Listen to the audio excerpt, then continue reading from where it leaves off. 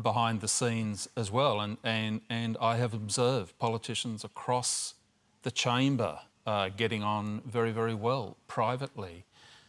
But what's at issue here is that when they demonstrate something different in public, and I accept that it's an adversarial chamber, but when they demonstrate something different in public, people lose trust in democracy.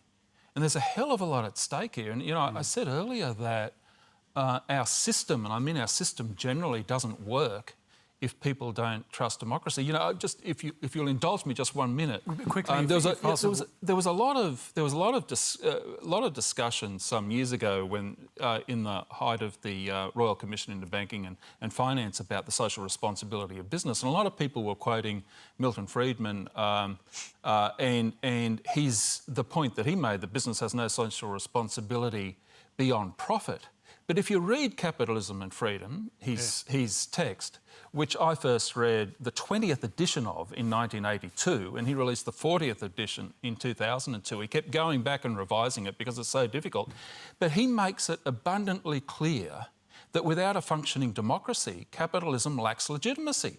And why? Because he says that you need a functioning democracy in order to ensure that if businesses have no social responsibility beyond profit, that we, the rest of us, are not ripped off by businesses exercising monopoly power. We're not ripped off by businesses defrauding us. We're not ripped off by businesses deceiving us. And we're not adversely affected by all of the negative externalities, like, for example, human-induced climate change that business create. All right. That's the responsibility of government, That leads us to our next question. It's a video from Peter Branson in Batemans Bay, New South Wales.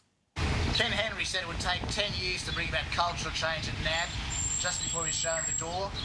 Ken, my question is, do you think staff with ill intent would quickly begin behaving ethically in their clients' interests if they saw that a few of their straying colleagues were being jailed?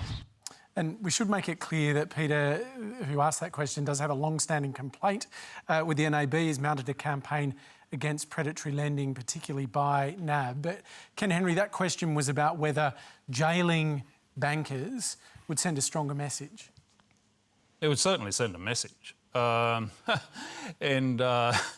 would terrify a lot of people, and I don't know whether it would give people more confidence in the banking system. You laughed at that. Why? And I'll tell you why. Because look at what has happened. The banking system has been subject to, appropriately, by the way, intense scrutiny by a Royal Commission. I think the most expensive Royal Commission in Australia's history in terms of taxpayers' dollars spent. I think so.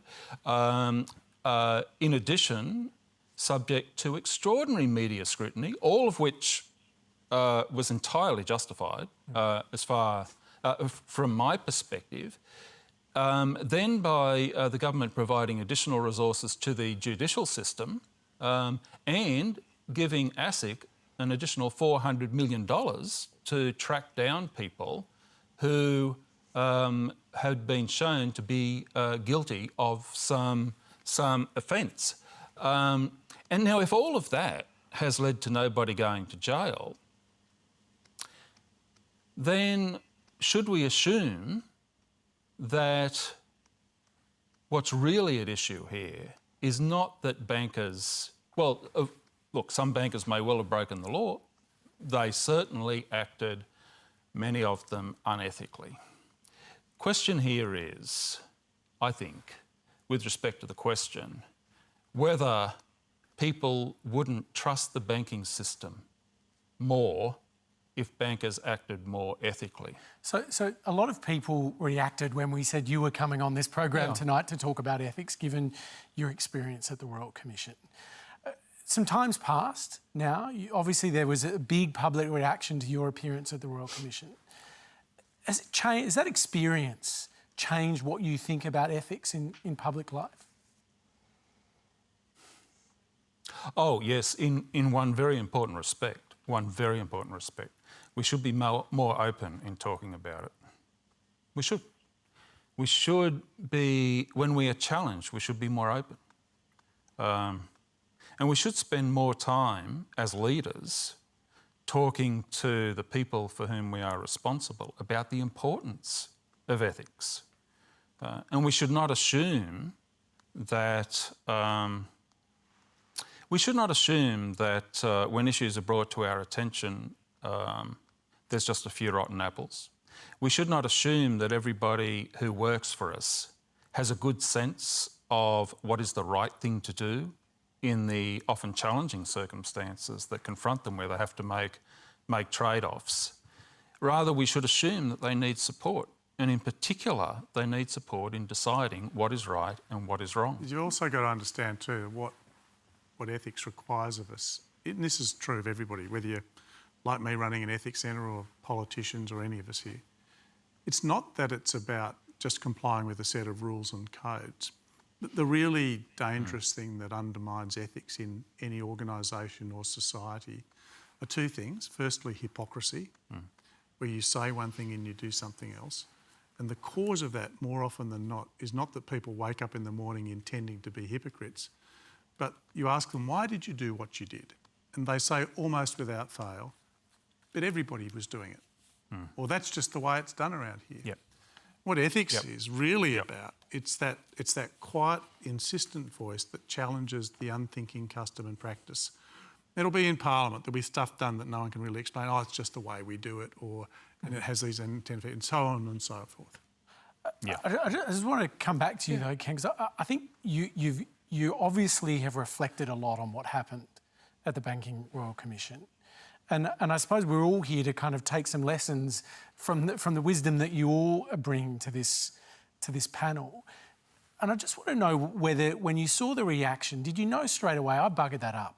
I was too defensive. Absolutely. I did come across as sort of disrespectful. Well, I was surprised when people said I was disrespectful, but I accept it. Of course I accept it. I wasn't intending to be disrespectful. On reflection, I was intending to be defensive, and that is, of course, ridiculous. You know, I think I can rationalise it, but it's no excuse. My rationalisation is that I felt like I was in the dock. So maybe it's kind of understandable one in the dock might feel the need to defend oneself. But really that was not the occasion for the way that I handled the questions. I should have been much more open. I should have actually said what I believed, right? Which is that we've stuffed up a lot of things and we need to fix them. And do you think leaders would be more ethical if they were more willing to do that more often? Not only would leaders be more ethical, I think the organisations they run would be more ethical. Sure.